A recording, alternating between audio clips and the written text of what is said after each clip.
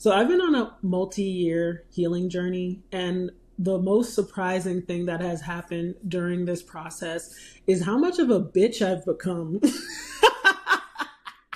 I've become a giant bitch. I don't like nobody. I don't like nobody. And it's really interesting because I am a firstborn daughter.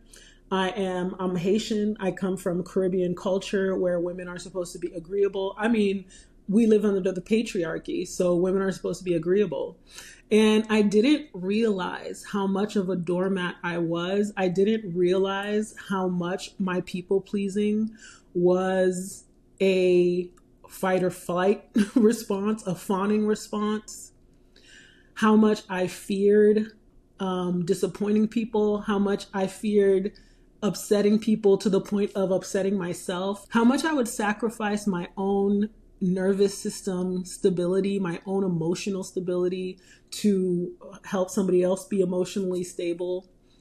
Now, because I've done the hard work of healing, of recognizing and taking accountability for the ways that I was allowing other people to walk all over me, the ways that I was not upholding boundaries, the ways that I didn't even know myself enough to know what my boundaries were a lot of the time. It has just made me so mean. And I've never been happier. You know, what's really crazy is the way that people make us feel. Maybe it's society that makes us feel this way. And I also think it's the older generation. I also think it's people who have a stake in keeping us agreeable and keeping us pliable and keeping us people who do not fight back, because then that person has power over you. Whoever is in whoever is benefiting from your being too agreeable, too understanding, too nice, is never going to want you to get your spine. That person's never going to want you to be able to speak up, to be able to talk back, to be able to say no, to be able to revoke access. People who have a stake in your oppression are not going to want you to get a spine, and never forget that. They're going to say that you're being disagreeable, you're not being nice, and good for you.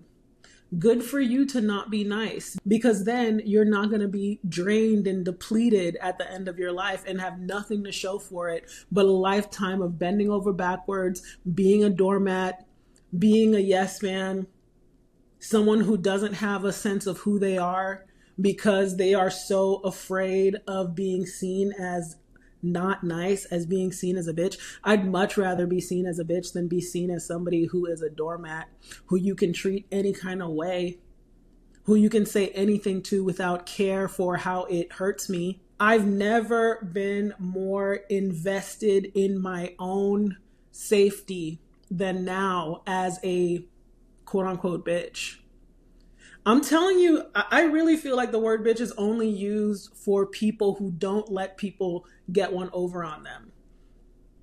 And because as women, we have been so brainwashed to believe that we have to be liked, that we have to be nice, we are literally put out into the world as easy prey for a world full of predators. That's what healing has done for me. Healing has made me someone who prioritizes my emotional and mental safety above other people's comfort. It's made me allow people to stand in their own mess and to stand in their own projections and to have to actually deal with the consequences of their own behaviors. That's what they're calling a bitch. That's what they're calling a bitch. People will call you a bitch. People will call you standoffish. People call you whatever. But you have the right to be protective of yourself because we're in a world full of predators.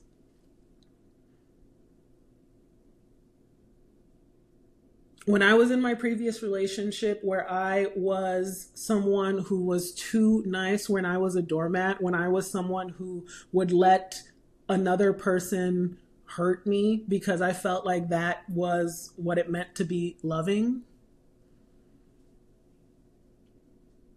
when that was me, I wasn't protecting myself. I was letting my inner child know that I'm not going to be keeping them safe, that they're not safe with me. I was letting my nervous system know that I was not going to be paying attention to whatever my nervous system was telling me about whether or not my environment was safe or not.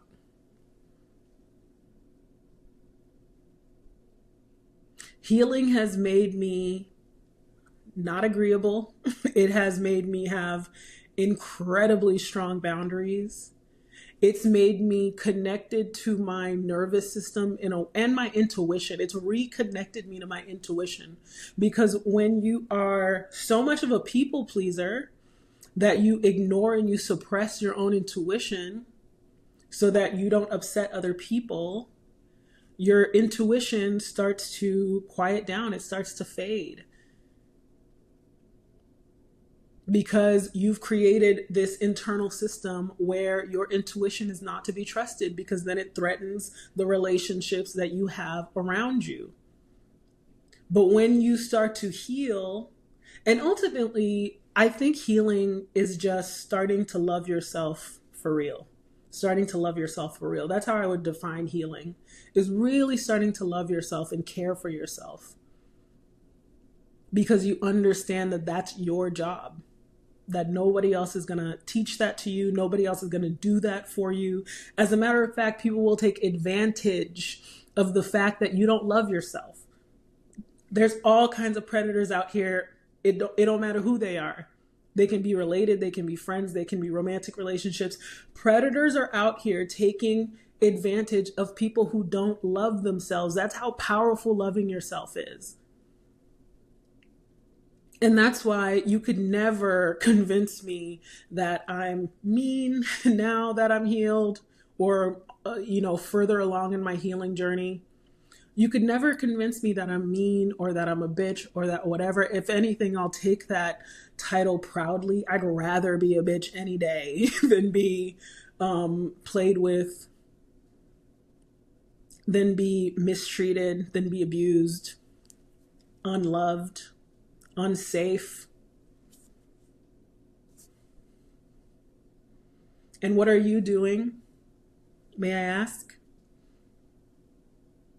Are you allowing yourself to be taken advantage of? Are you allowing yourself to be abused in the name of not rocking the boat, of not making other people uncomfortable, of not having to stand in the reality of their poor treatment, of having to not actually have to deal with their own inner issues instead of projecting them onto you?